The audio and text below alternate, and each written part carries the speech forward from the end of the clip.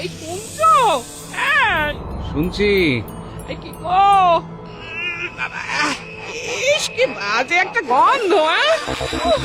দাঁড়াও, দেখছি। এই সাবধানে যেও। একটা কাপড়ের পোটলা। ইস, কি গন্ধ! কি ওটা? কে ফেললো? কি আছে গো? বুঝতে পারছি না, খুব খারাপ গন্ধ, বুঝলে? কোথা থেকে এলো? বাইরে থেকে। দেখি তো, বাইরে গিয়ে দেখি।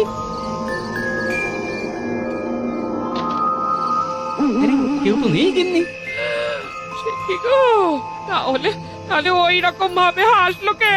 আর ওই নোংরা জিনিসটা ফেললো কে?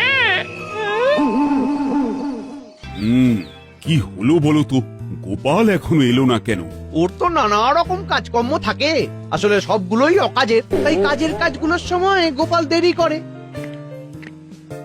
ওই তো গোপাল আসছে, কিন্তু গোপালকে এত বিধ্বস্ত দেখাচ্ছে কেন? কি গো গোপাল, কি হয়েছে?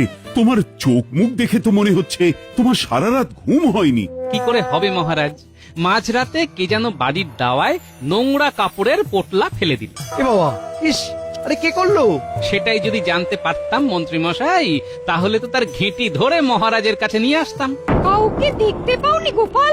না পণ্ডিত মশাই, আমি কাউকে দেখিনি, কিন্তু কিন্তু হাসি শুনেছি। দু ধরনের হাসি। তার মানে ভূতের হাসি। রাজ্যতীশী, এই সময় ভূতের হাসি শোনার কি ব্যাখ্যা হতে পারে?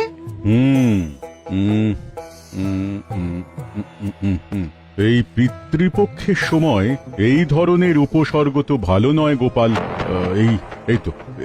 এই তো পুঁথিতে লেখা আছে, পিতৃপক্ষে এই রকম ভৌতিক ক্রিয়াকলে বুঝতে হবে পূর্বপুরুষ কুপিত।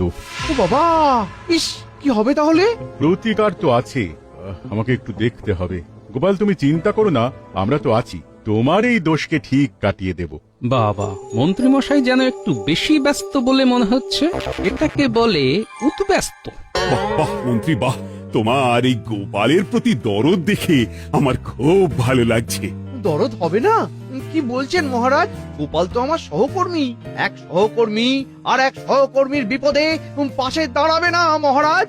আহা, মন্ত্রীর কথা শুনে খুব আনন্দ পাচ্ছি।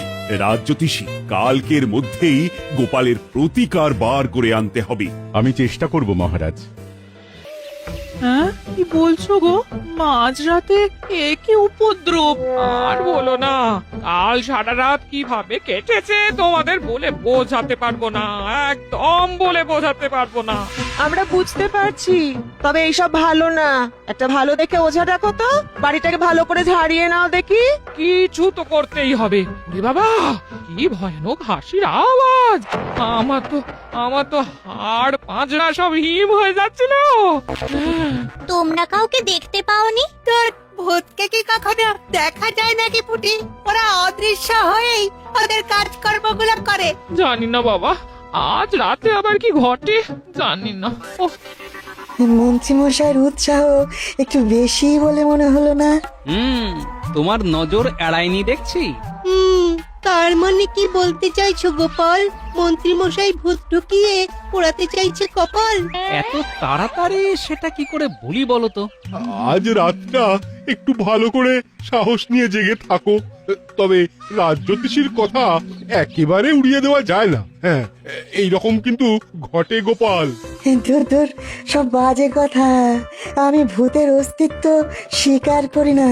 হ্যাঁ, ভূত আছে, আমিও মানি, দুরু দুরু বক্ষে। রাত্রিবেলা থাকতে পারি না খুব মোটে অন্ধকার কক্ষে। ওটা তোমার মনে হচ্ছে, আমিও তো একা থাকি। ওই, আমায় তো ভূত কিছু করে না। আমিও ভূত দেখিনি, কিন্তু অন্ধকার রাতে ওই মাঝে মাঝে কেমন যেন এই ভয় পেয়ে যাই। গোপাল, এক কাজ করো, চলো আমার বাড়ি।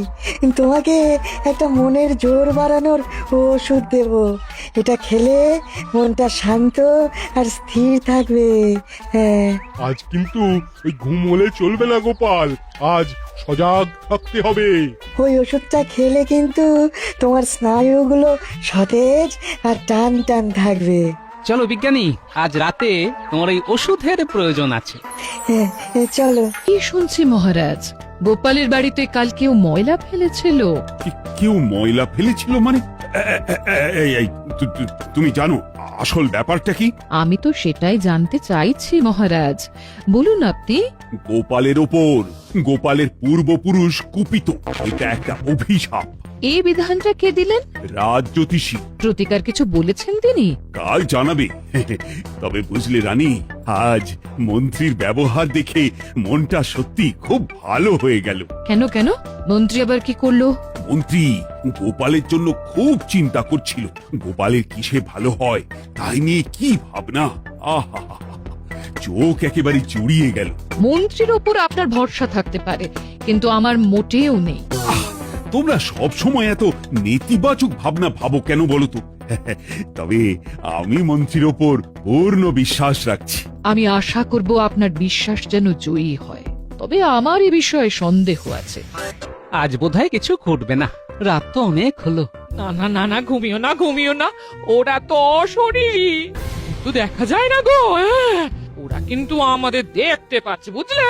আমরা যেই ঘুমাবো সাথে সাথে ওরা ওই নোংরা জিনিসপত্র নিয়ে আক্রমণ করবে। বাবারে বাবা, কি জ্বালায় পড়লাম। ঠিক আছে, নাও। রেগে আছি।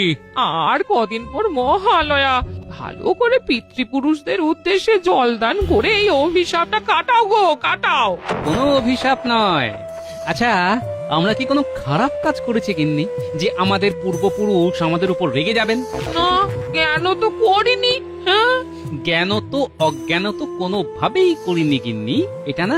এটা কারো ইচ্ছে করে করা, বুঝলে? তুমি ভাবতেও পারো। হ্যাঁ, তোমার যা মনে আসছে তাই ভাবো, কিন্তু আমি বলছি এটা নিশ্চয়ই তেনাদের কাজ গো। কাল রাত জ্যোতিষী কি প্রতিকার করেন সেটা দেখো না। ঠিক আছে, তুমি একটু ঘুমিয়ে নাও। না না না, আমি ঘুমিয়ে পড়লেই তুমিও ঘুমিয়ে পড়বে গো, আর ঘুমিয়ে পড়লেই তেনারা আবার। না গো না, আমাদের কারো ঘুমোনো আজকে উচিত হবে না। আরে ঠিক আছে, আমরা দুজনেই জেগে থাকবো, হয়েছে? কাল সারা রাত দুজনে দু চোখের পাতা এক করতে পারিনি, কিন্তু কোথায় তিনারা? কেউ তো এলেন না। ওই তোমরা জেগেছিলে তাই। আজ ঘুমিয়ে দেখো, দেখবে আবার শুরু হবে। আচ্ছা, আপনি কি করে জানলেন? তেনারা কি আপনার কানে কানে বলে গেছে মন্ত্রীমশাই? এ তোমার কেমন কথা গোপাল, যে তোমাকে সব সময় সাহায্য করছে, তোমার কথা জিজ্ঞেস করছে, তার সাথে এই রকম কথা বলা উচিত নয়। আহা মহারাজ, গোপালের এখন মাথার ঘায়ে কুকুর পাগল অবস্থা, ওকে আর ভেবে বলছে। ওই তো রাজ জ্যোতিষী এসে গেছে। বলো জ্যোতিষী, প্রতিকারের কিছু ব্যবস্থা করতে পারলে? হ্যাঁ মন্ত্রী মশাই, প্রতিকারের ব্যবস্থা হয়েছে, কিন্তু সে খুব খরচ সাপেক্ষ। মহালয়ায় পিতৃতর্পণ করতে হবে ষোড়শ উপাচারে, তারপর পংক্তি ভোজন করতে হবে, তবেই ওই দোষ কাটবে। সে তো অনেক খরচা। গোপাল, খরচার কথা ভেবো না। আরে আমি তো আছি নাকি? না মহারাজ, এ এমন এক দোষ, এখানে গোপালকে নিজের পুজোর খরচ নিজেকেই বহন করতে হবে। সর্বনাশ, এ তো গোপালের পক্ষে অসম্ভব। কিচ্ছু করার নেই, এই দোষ থেকে পরিত্রাণ পেতে গোপালকেই তো সবকিছু করতে হবে। কি মন্ত্রী, কি করা যায় বলো তো? একটা উপায় বার করতে তো হবে। একটা উপায় আছে মহারাজ। বলো শুনি। গোপালকে বেতন থেকে অগ্রিম দিয়ে দিন, এরপর ওর বেতন থেকেই প্রতি মাসে কেটে নিন, ব্যাস সমস্যার সমাধান। মহারাজ, আমার সমস্যা নিয়ে আর কাউকে ভাবতে হবে না, আমি নিজেই চেষ্টা করছি। ষোড়শ উপাচার, কথাটা মনে থাকে যেন। রাখবো রাজ জ্যোতিষী। কাল রাতে আমরা দুটিতে ঠাই জেগে রইলাম, কেউ এলো না। হ্যাঁ গো দিদি, রাজ জ্যোতিষী তো কিছু প্রতিকার দেননি। আজ দেবেন বলেছেন, দেখি কি বলে।